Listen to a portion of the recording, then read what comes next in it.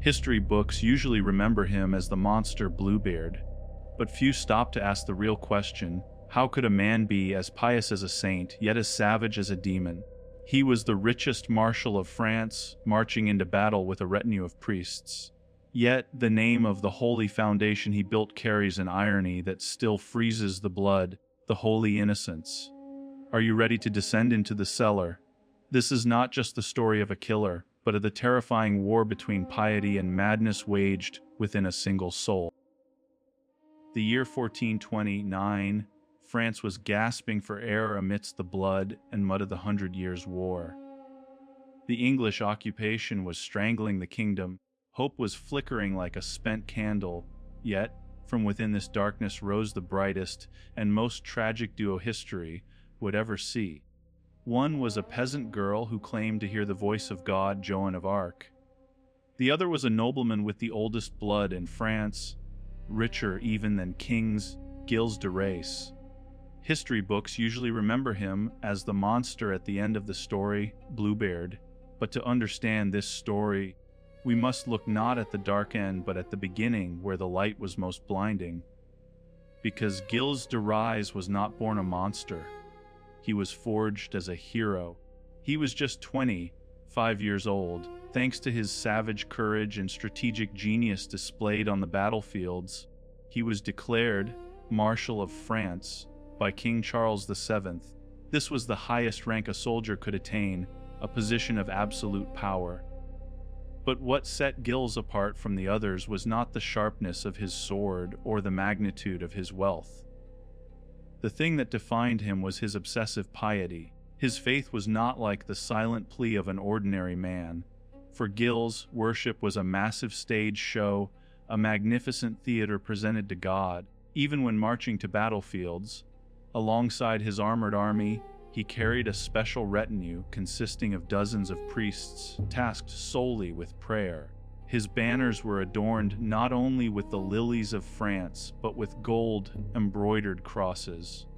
He was a man who believed he could buy heaven with his prayers, and for this cause, he did not hesitate to let his fortune flow like a river. The chapel he built at his castle in Machical possessed a richness that would make even the greatest cathedrals of the era jealous. However, within this holy world of Gilles, there was a detail that freezes our blood when viewed with today's knowledge. The name of this foundation was the Holy Innocents. It was a name given in memory of the infants slaughtered by King Herod in the Bible. The bitterest irony of history began right here.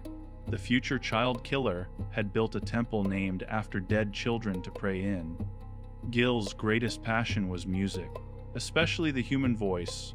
He sent messengers to the four corners of France. They had a single task: to find male children with the clearest, smoothest, most angelic voices and bring them to the castle. He established a massive choir consisting of these children. He treated them like princes. He dressed them in the most expensive silks, the softest furs. He fed them the most delicious foods. According to records, while this choir sang hymns, Marshal Gilles de Rais would enter a state of ecstasy, fall to his knees, and pray for hours, sobbing uncontrollably. To an outside observer, this picture was flawless: a God-loving commander and the happy, angel-faced children under his protection. But no one could see the darkness at the source of those tears. Gilles was in love not just with the children's voices, but with their purity. However, this love was not a protective compassion. It was the desire of a selfish collector who wanted to pluck a beautiful flower from its branch and watch it wither. The fault lines in his mind completely fractured when his comrade-in-arms, Joan of Arc, was burned at the stake by the English. A god who allowed a saint to die in flames was incomprehensible to Gilles.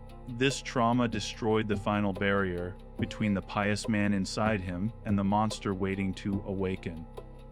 Now, while hymns rose from the upper floors of the castle, his mind was ready to descend into the darkness of the cellar. He was still praying to God, but he would soon begin seeking other powers to answer his prayers. The tragedy of Gilles de Rais began not on a battlefield, but in ledger books. The richest man in France believed his power and wealth were limitless. But this was a fatal delusion. The scale of his spending was unimaginable. Just for the massive theatrical plays retelling the Siege of Orleans, he could consume the revenue of his own lands and castles in a single night. So much so that by 1435, the Marshal of France had fallen into a cash shortage. His family was in terror. Finally, King Charles VII issued a decree rarely seen in history. Gilles de Rais was forbidden from selling any more land. This was not just an economic crisis for Gilles, but a stain on his honor. His power was being taken away, and to regain that power, he abandoned worldly methods and knocked on the door of the forbidden alchemy. The magnificent halls of the Tiffauges castle gave way to dim laboratories permeated by the heavy smell of sulfur.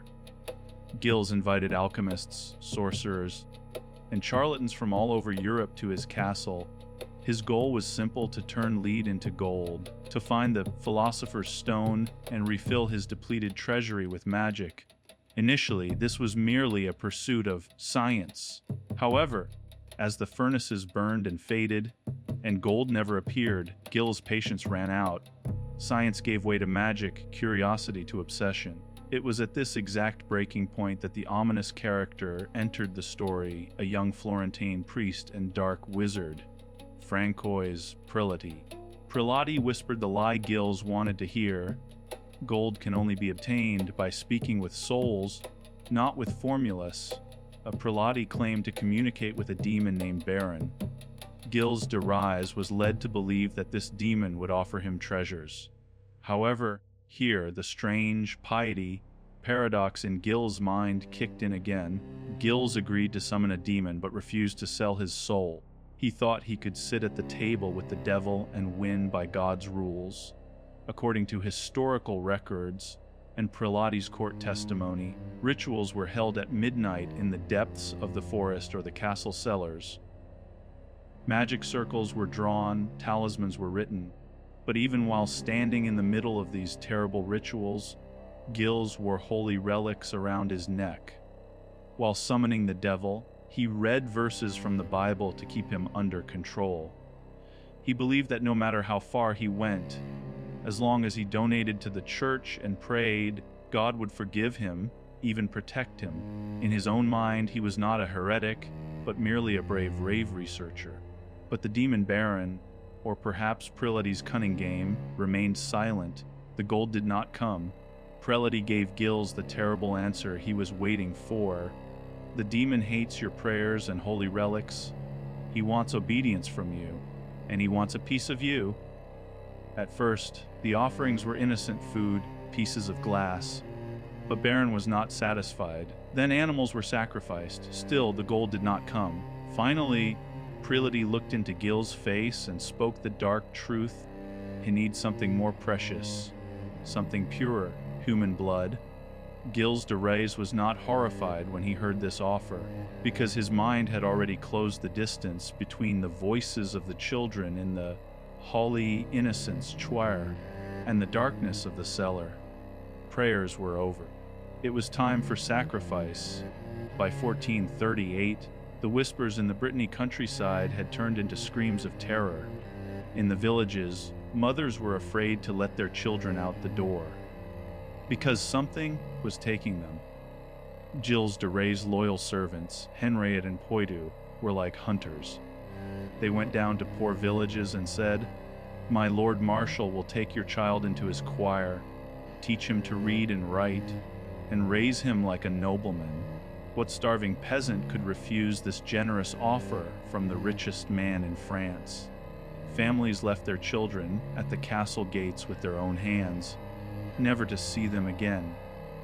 What happened behind those thick stone walls of the castle was a nightmare that pushed the limits of the human mind.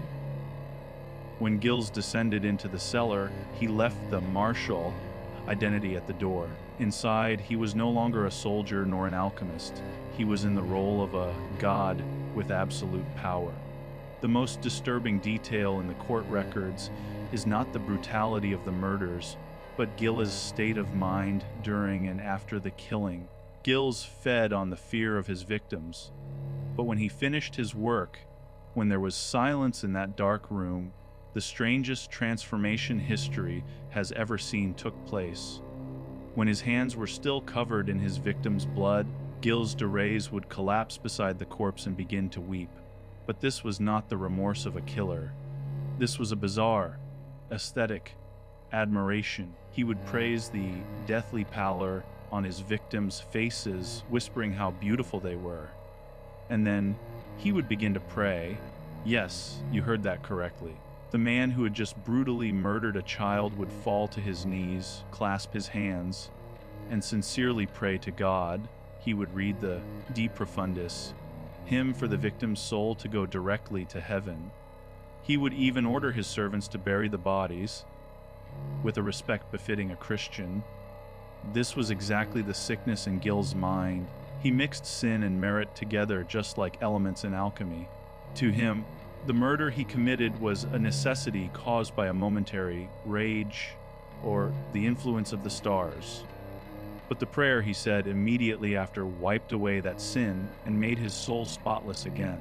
He didn't even need to go to a priest to confess, because in his own head, he was a chosen person who could speak directly with God, the man who sang hymns and wept with the Holy Innocents choir on the upper floor during the day, and the man who slaughtered the friends of those children in the cellar at night were the same person. And Gilles de Rais saw no contradiction between these two men. He was forcing the gates of heaven open with bloody hands. But the door he opened led to a hell that would swallow him and all of France. And the fire of this hell would eventually rise high enough to attract the attention of even the highest names in the church. The Marshal, who thought he was untouchable, was about to make the biggest mistake of his life. Gilles de Rais was not caught because he killed hundreds of children. What finished him was not his conscience, but his arrogance. He was so sure he was untouchable that in 1440, over a property dispute, he raided a church with his armed men and kidnapped a holy clergyman. This was his final mistake. The church and the Duke of Brittany, deaf to the screams of the children, took immediate action when their own authority was touched. When the court of Nantes was established, Gilles was initially still that proud marshal. He shouted insults at the judges, calling them cobblers and bandits. He screamed that they had no authority to judge him. However, the judges had a weapon sharper than a sword excommunication. We expel you from the church. Your soul will be damned forever. This threat was the only thing that pierced Gilles' armor. The man who did not fear death was terrified of being severed from God. In an instant, that arrogant marshal was gone, replaced by a trembling, weeping sinner. In the courtroom, the most terrible confessions ever heard spilled from his lips. He recounted over 140 murders in the finest and most nauseating detail. The clerks' pens trembled, the judges crossed themselves at what they heard. But then Gilles de Rais performed history's strangest show. He turned to the crowd in the courtroom, to the families whose children he had killed, and he began to preach to them. "Do not spoil your children," he said in tears. "Rise them with discipline, or their end will be like mine." He presented himself not as a monster, but as a fallen angel to be taken as a warning. And do you know what the scariest part was? The people believed him. October 26th, 1440, execution day. Gilles de Rais walked to the gallows not like a criminal, but like a martyr. When the noose was placed around his neck, his last wish was for the people to pray for the salvation of his soul while his body burned. And at that moment, an event occurred that human psychology cannot explain. The crowd gathered in the square began to weep and pray for this man who had slaughtered their children. In their eyes, he was no longer Bluebeard, but a repentant Christian who had taken refuge in God's forgiveness. The executioner kicked the chair. Flames engulfed his body. As Gilles de Rais burned, the crowd screamed, "May God forgive him." He had won even as he took his last breath. He had lived like a monster in this world, but he went to the other world with the air of a saint. Today, historians still debate, was Gilles de Rais a psychopath who fed on blood? Or was he a devout man driven mad by war and power, seeking salvation in the wrong place? Perhaps the answer lies in his final prayer. He summoned the devil, but he died taking refuge in God,